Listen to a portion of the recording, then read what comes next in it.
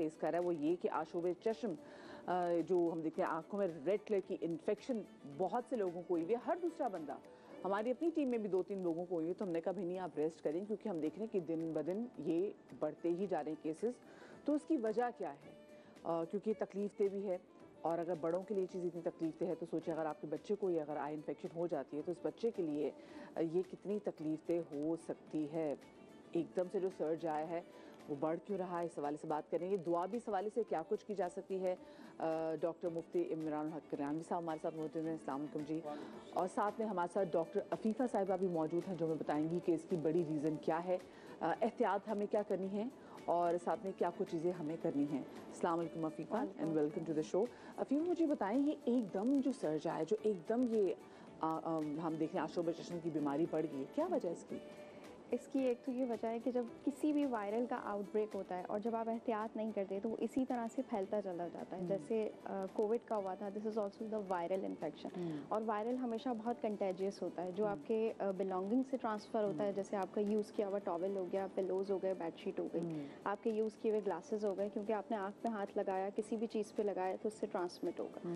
तो इसके लिए आपको बार बार अपना हाथ साफ़ करना चाहिए, हाथ मिलाना नहीं चाहिए, और दूसरा ये कि सैनिटाइज़ करना चाहिए।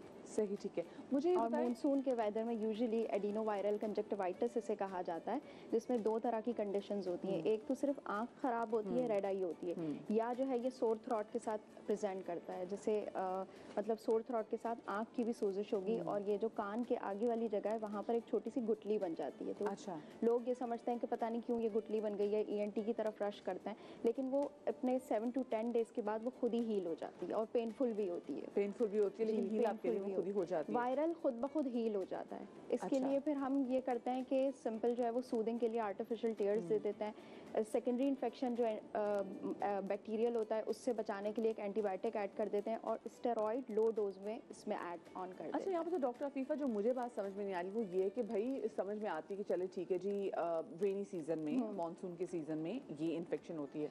कराची में तो एज सच हम देख भी नहीं रहे कि ये जो मानसून थोड़ी बहुत बारिश हो गई ना, शायद उसी से ही फैल गया है। खतरा कहाँ पर यूजुअली इसका यही होता है जो हमारे तो वही बेसिकली टाइम है। हाँ, एडिनोवायरल हमेशा जिसका आउटब्रेक होगा तो वो मानसून या बारिश के वेदर में फैल जाता है। एक को हुआ होगा तो एहतियात नहीं करते हैं, एक बच्चे को हुआ है तो उसके साथ ना स्कूल में रेस्ट्रिक्शन हो रही है, ना ऑफिस में रेस्ट्रिक्शन आ रही है, ना कहीं जैसी वर्क प्लेस है अगर वहाँ पर एक आ गया है जिसको पिंक आई है या रेड आई है, उसको फिर आप रेस्ट्रिक्ट नहीं कर रहे हैं ना, उसको 7 डेज के लिए आप ऑफ दे दें, रेस्ट दे दें, ताकि कम्युनिटी में ना वो स्प्रेड हो। अच्छा, एक लोगों का ना क्या कह सकते हैं कि उनकी गलत अंडरस्टैंडिंग है कि अगर किसी बंदे को ये आशूब चश्म हो, अगर हम उसको आंखों में देखें तो ये हमें इन्फेक्शन हमें भी आ जाएगी, तो कैसे ये फैलती कैसे? These all are myths। आप काला चश्मा लगा सकते हैं, क्योंकि इसमें हमारे कॉर्निया के ऊपर भी डॉट्स बन जाते हैं ना, जिसकी वजह से वो लाइट सेंसिटिव हो जाता है, तो उससे प्रोटेक्शन के लिए आप आंख में काला चश्मा लगा लें, लेकिन आपको देखने से या मुझे आप देखें तो उससे नहीं ट्रांसफ़र होता है।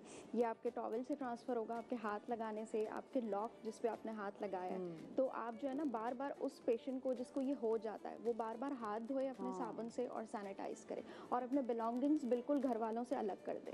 हाँ, ये सही है भाई, और सैनिटाइज करना तो बहुत ज़्यादा ज़रूरी है। हमारी पूरी एक प्रैक्टिस हुई थी कोविड के टाइम में कि कहीं बाहर से आए तो ख़ुद को पहले मतलब नहाएं धोएं सैनिटाइज़ करें, किसी से हाथ मिलाएं तो सैनिटाइज़ करें, बड़ा ज़रूरी है। इमरान भी कोई ख़ास, क्योंकि देखिए आशूब चश्म कोई अभी की नहीं है, ये तो बहुत पुरानी अगर देखा जाए तो ये बीमारी है, और जैसे सहाबा कराम को भी हुई थी, तो इसका क्या हल उस टाइम पर मौजूद था? बिस्मिल्लाहिर्रहमानिर्रहीम। देखिए, अल्लाह ताला ने इंसान को जब बनाया, कंप्लीट इंसान बनाया, तो उसके साथ थोड़े थोड़े ऐसे कुछ एरर रखे हैं कि जो वक्तन फ़वक्तन उसको रियलाइज़ कराते हैं कि भाई तुम्हारे अंदर जो चीज़ हमने दी है उसमें अगर कोई तकलीफ़ आ जाती है तो उसको दूर करने वाले भी हम हैं और तकलीफ़ देने वाले भी हम हैं। साइंटिफिकली अपनी जगह बात है, जिसमें डॉक्टर साहबा ने बताया कि भाई वो चीज़ें टच करने से, हाथ पर टच करने से एक दूसरे को मुंतकिल हो जाती हैं, और इस्लाम इस बारे में दोनों बैलेंस राय रखता है कि जी बहुत सारी चीज़ें ऐसी हैं कि जो अल्लाह ताला के हुक्म से जब आनी है तो आके रहेंगी, नहीं बढ़नी तो नहीं बढ़ेंगी, बढ़नी हो तो कहीं से भी आगे लग जाएगी, बंद कमरे में भी लग जाएगी। लेकिन मुख्तसरन ये कि रसूल करीम सल्लल्लाहु अलैहि वसल्लम ने कुछ चीज़ों के बारे में फरमाया कि ख़ासतौर पर जो ऐसी बीमारियाँ सीजनल आती हैं हमारे पास, उसका कोई ना कोई हमारी सेहत के साथ एक अच्छा लिंक है। एक तो नॉर्मली ये कि क्लींजिंग, अल्लाह ताला के रसूल ने फरमाया कि जो भी इंसान को हल्का सा बुखार आता है ना, तो दोज़ख की गर्मी से बचाने के लिए और उसको वो यानी वहाँ की कंपनसेशन के लिए ये अल्लाह पाक उसको एडजस्ट कर लेते हैं, भाई इसको इतनी हरारत मिल गई है, दुनिया में बुखार मिला, इसके इतने गुना झड़ गए। एक दफ़ा आप सल्लल्लाहु अलैहि वसल्लम कहीं एक वो उसका खज़ां का मौसम था, कुछ साहब आपके साथ थे, आपने एक छड़ी पकड़ी उसकी दरख्त और उससे एकदम धड़ाधड़ पत्ते गिरने लग गए। तो आपने फरमाया कि देख रहे हो पत्ते किस तरह गिर रहे हैं। आप साहब ने कहा बिल्कुल कि बस एक हल्का सा टच करते पत्ते गिरने लग गए। तो फिर आपने बशारत दी कि तो उम्मत मोहम्मदिया सल्लल्लाहु अलैहि वसल्लम की अल्लाह ताला के साथ ख़ास मेहरबानी ये कि जब वो बीमार होता है कोई और उसके बुखार की वजह से तकलीफ की वजह से कोई भी बीमारी हो, इंक्लूडिंग आइज वगैरह, कोई भी बीमारी उसके पहुंचती है तो उसके गुना उसके जिस्म से इसी तरह झड़ते हैं जिस तरह ये पत्ते झड़ रहे हैं। पत्ते, हाँ। तो आप सल्लल्लाहु अलैहि वसल्लम खास तौर पर आंखों के लिए फरमाया कि जो आंखें हमारी दुखनी आती हैं, इसी तरह नज़ला जो होता है हमें, तो दोनों चीज़ों के लिए खास तौर पर फरमाया कि इसको बुरा भला ना कहो। इसके अंदर अल्लाह ताला ने फ़ायदा रखा है कि आंख जब दुखनी आती है साल में एक दफ़ा 2 दफ़ा को इस तरह, तो उसकी वजह से इंसान की भी बिनाई महफूज रहती है, बिनाई ज़ाया नहीं होती। अच्छा। ये इरशाद नबी सल्लल्लाहु अलैहि वसल्लम है।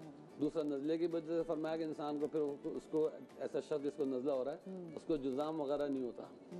तो ये बीमारियाँ तो अल्लाह की तरफ से एक आजमाइश भी है, लेकिन अल्लाह की मेहरबानी देखिए उसमें रहमत का पहलू भी रखा हुआ है। एक दफ़ा आपके मजलिस के अंदर जो ने एक सहाबी थे उनको छींक आई, तो छींक का जवाब आपने उससे कहा कि भाई अल्हम्दुलिल्लाह वो कहे जिसको छींक आई है सामने वाले रहमुकल्लाह का है।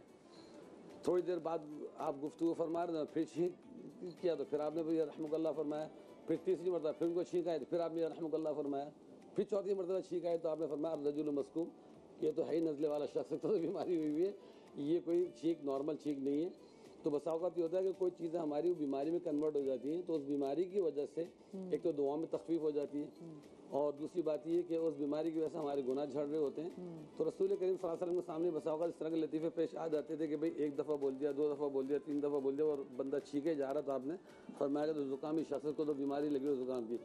रही बात दुआ की, जो आपने फरमाया कि दुआ किस तरह क्या करनी चाहिए, तो बिस्मिल्लाहिर्रहमानिर्रहीम ला यज़ुर्रु मअ इस्मिही शै'उन फिल अर्ज़ि वला फिस समा वहुव अस्समीउल अलीम। ये एक दुआ है जो तमाम बीमारियों से बचने के लिए है कि अगर ईमान कामिल हो, एतक़ाद कामिल हो, तो जहर भी फिर उस शख्स पर असर नहीं करता जो सुबह शाम 3 मरतबा पढ़ ले। और नॉर्मली वैसे हर हालत में या बसीरू ये बसारत से है, तो इसकी हमें वैसे पाबंदी कर लेनी चाहिए, हर नमाज के बाद 3 मरतबा पढ़ लें और अपनी शहादत की उंगलियों पर दम करके ये आंखों पे फेर लिया करें। लेकिन वायरल के ज़माना तो डॉक्टर साहब ने इस तरह कहा कि हाथ उस पर न लगा, किसी को महसूस हो रहा है कि इसको वायरल तो वो न लगा, बस ऐसे पढ़ के दम कर ले अपनी आंखों के ऊपर, तो उससे फ़ायदा होगा।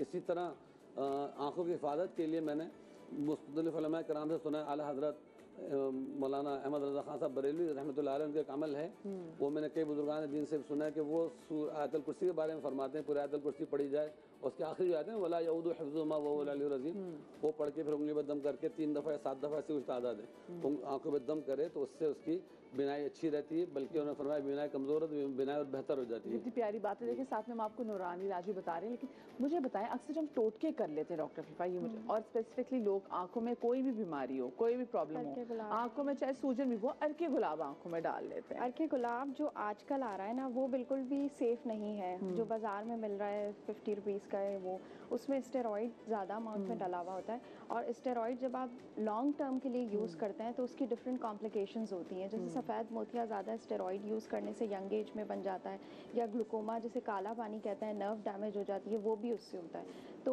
आई डोंट थिंक कि अर्के गुलाब यूज़ करना इज़ द सेफेस्ट थिंग ना। सिंपल आर्टिफिशियल जो टीयर्स होते हैं वो आपको फार्मेसी से कहीं से भी मिल जाएंगे ना, बोल दें कि जो आर्टिफिशियल टीयर्स हैं तो आपको आपका मेडिकल स्टोर वाला प्रोवाइड कर देगा। जब आप घर में मेडिकेशन कर रहे हैं तो इसके अलावा और कुछ भी नहीं यूज़ करें अनटिल एंड अनलेस आप अपने ऑफ्थल्मोलॉजिस्ट या आई स्पेशलिस्ट के पास लैंड करते हैं। और इसमें भी आपको जो रेड आई हो जाती है, एक तो ये आउटब्रेक हुआ है, इसके अलावा भी मैं आपको बता रही हूँ कि लोगों में रेड आई हो जाती है। हमारे पास जब आते हैं तो वो इतना अर्के गुलाब बेटनीसॉल के ड्रॉप्स डाल के आते हैं, तो कॉर्निया पूरा डैमेज हो जाता है ना। उससे ये होता है कि फिर कॉम्प्लिकेशंस के बाद वो हमारे पास आता है, या तो आंख में अक्सर लोगों का मेटल वाला फॉरेन बॉडी पड़ा हुआ होता है जो इतने दिन ड्रॉप्स डालते रहते हैं, नहीं सही होता, फिर हम उसको सिरिंज के थ्रू निकालते हैं। तो जब भी आपकी रेड आई क्या हो, होता है जिसको सिरिंज के थ्रू आप निकालते हैं? यूजुअली ये जो वेल्डिंग का काम करते हैं ना, या बाइक पे जा रहे होते हैं, तो मेटल का कोई फॉरेन बॉडी उड़ के कॉर्निया पे एकदम स्टक हो जाता है और वो आंख रेड रहती है, फॉरेन बॉडी सेंसेशन रहती है। फॉरेन बॉडी सेंसेशन यानी कि आम वर्ड में आपसे कहेंगे आंख में कुछ खटक चुभ रहा है ना, और पानी आता रहता है। वो जब तक फॉरेन बॉडी नहीं रिमूव होता तो पेशेंट को कंप्लेंट्स रहती हैं वो आता है 3-4 दिन के बाद आता है, तब तक वो जो आयरन का फॉरेन बॉडी होता है उसने पूरी रस्टिंग क्रिएट कर दी होती है, फिर उसकी एक अलग मसले हो जाता है। तो इसलिए मैं ये कहती हूँ कि जब भी आपको रेड आई हो 2-3 दिन तो हो गया तो चलो कोई बात नहीं, लेकिन आप अपने आई स्पेशलिस्ट को एक दफ़ा लाजमी हमारी जो डिफरेंट मशीन्स होती हैं माइक्रोस्कोपिक उस पर दिखाइए, क्योंकि ये एडिनो वायरल भी कॉर्निया की कॉम्प्लिकेशन में जब कन्वर्ट होता है ना तो फिर इस पे धब्बे पड़ जाते हैं। जो पिंक आई सही हो जाएगी लेकिन वो धब्बे से आपका विजन ब्लरी होगा, लाइट से आपको सेंसिटिविटी होगी और उसमें कभी कभी एयर्स भी लग जाते हैं उसको सही होने में, आपकी जो बसारत सही होती है। तो इस वजह से आप अपने डॉक्टर को लाजमी दिखाएं। बिल्कुल जी, अगर सेल्फ मेडिकेशन ना करिए, सेल्फ मेडिकेशन ना करें। अगर आपको हुई हुई आई इन्फेक्शन तो कोशिश करें, ख्याल करें अपनी चीज़ें जो है वो अलहदा कर लें। और अगर आपकी इन्फेक्शन तकरीबन 3-4 दिनों से ज़्यादा बढ़ जाती है और आप तकलीफ में हैं तो प्लीज़ प्लीज़ प्लीज़ अपने आई स्पेशलिस्ट के पास ज़रूर जाएं और घरेलू टोटकों से इज्तनाब करें। बहुत शुक्रिया आपका जी। डॉक्टर अफीफ़ा हमारे साथ मौजूद थी। मैं छोटी सी ब्रेक ले रही हूँ और डॉक्टर इमरान कलमानी साहब तो मेरे साथ मौजूद हैं ही। मज़ीद उलमा में ज्वाइन करेंगे छोटी सी ब्रेक के बाद।